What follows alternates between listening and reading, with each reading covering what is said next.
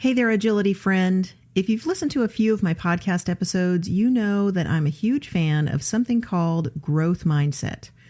You can have access to the best instruction in the world, and you can have the best dog in the world and the best skills in the world, but if you don't have a solid mindset and approach to the challenges that sport and life are going to toss your way, you're not going to be able to really make the most of all of those bests that you have.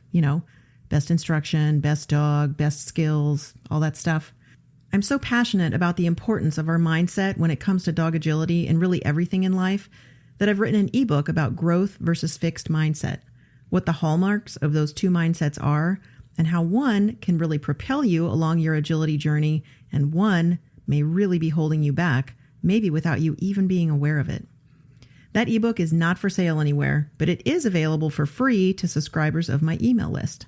So if you're curious about what a growth mindset is, what a fixed mindset is, and how to ensure that you've got the right mindset for making the most of your dog agility training and handling journey, head to podcast.theagilitychallenge.com and scroll down till you see the link to subscribe to my email list and get that ebook. It's totally free and it's a game changer. Check it out today at podcast.theagilitychallenge.com. There are a lot of ways that we might set out to learn a new skill or to improve on our existing skills. But what's the best way to learn a new skill? In his book, The Little Book of Talent, author Daniel Coyle came up with 52 tips for improving your quote-unquote talent, and he came up with them after extensive study of what he calls talent hotbeds. Now, talent hotbeds are training schools, sporting and music academies, military groups who were developing highly talented individuals and teams. He wanted to identify what those talent hotbeds all had in common, and out of his travels and studies, his book, The Talent Code, as well as The Little Book of Talent, which I've been referencing in my Agility Challenge tips, was born. But back to the best way to learn a new skill. Coyle noticed that many of the talent hotbeds he studied used what he calls the engraving approach or the engraving method. These people watched a skill being performed over and over, closely, and with a high level of intensity until they built a high-definition mental blueprint. One example of the engraving method at work is something called the Suzuki method for learning music. So every day, in addition to music lessons, Suzuki students listen to a preset menu of songs, starting with Twinkle, Twinkle, Little Star, and then moving on to more complex tunes. Listening to these songs being performed well over and over builds a detailed mental map of how the song should sound in the listener's mind. And then from this map, the listener student can then more easily determine when their own performances have deviated from what the song should sound like, determining success or failure for each attempt at playing it. Now, dog agility is a much more visual activity, so it makes sense that rather than listening to melodies over and over again, engraving for dog agility would involve watching a move be executed by a top handler over and over until a mental map can be formed. Now, the key to this method being effective is to watch and listen so closely that you can imagine the feeling of performing that handling move or executing the skill that you're watching. If you're in an online course or an online dog agility training program, watch those demonstration videos intensely until you can imagine yourself doing the moves demonstrated, until you can really feel it. Agility is also a physical activity, so project yourself inside the body of the performer that you're intensely watching.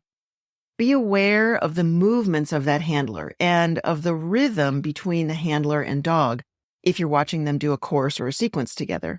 Agility is all kinds of activities because it's also a mental activity. So project yourself inside the mind of the performer that you're intensely watching. Chess players do this by replaying classic games move by move, and public speakers do this by re-giving great speeches. You can do this too by setting up a course or a sequence that a top performer has handled their dog through, and then run the course the way that top handler or top performer handled it, or at least try. And it's easier and easier to do it these days because lots and lots of people are constantly posting course maps. So you can go to a judge's Facebook page and look at the course map from a big competition. And then you can use that to set it up in your own training space. And then you can find out who was at that competition based on what country or state it was in. And then you can go to some Facebook pages for people who you know are at that competition and watch videos of them attempting the course or winning the course or what have you. But what you want to do is try to feel why the handler made the decisions that they did with regard to their handling strategy. Even if you only do this during a walkthrough and then ultimately decide to handle the course differently, you'll gain insight into that top performer's mind by trying to recreate their handling choices. One of the best things about spending time each day engraving a skill on your brain is that it doesn't require that you have access to equipment or a training field or even a dog to effectively engage in this practice. You might not have access to training due to weather, location, dog injury, maybe you're injured, but if you have a few minutes available, you can watch videos of top performers, whether it's on a course or in a demonstration or training video, and really work to put yourself in their shoes, imagining yourself going through the same motions and for the same reasons. This is a little bit different from my last tip, where I talked about staring at who you want to become, because you're not just staring at videos of top performers for inspiration, like I talked about in my last tip. In this case, you're picking a specific skill and looking for well-executed examples of that particular skill so that you can watch them over and over with an eye toward making a well-developed mental map of that particular skill. So if you have a particular skill that you'd like to improve on, head on out to the internet or Facebook or social media or TikTok or what have you, and find examples of that skill being demonstrated in some way by a top performer. Then watch it and watch it again over and over until you can vividly picture that skill being performed well by you. That's it for this week's Agility Challenge talent tip. I'd love to hear from you guys in the comments below. Let me know your thoughts on this particular challenge tip, and I will see you next week. Thanks for joining me on the Agility Challenge podcast with Daisy Peel. If you'd like to take your agility training, handling, and mental game to the next level, check out that ebook that I mentioned at the top of the episode. You can get it for free at podcast.theagilitychallenge.com. It's not for sale anywhere, and it's only available to subscribers of my email list. Getting on board with the right mindset when it comes to your dog agility handling and training challenges is a game changer, so make sure you check it out.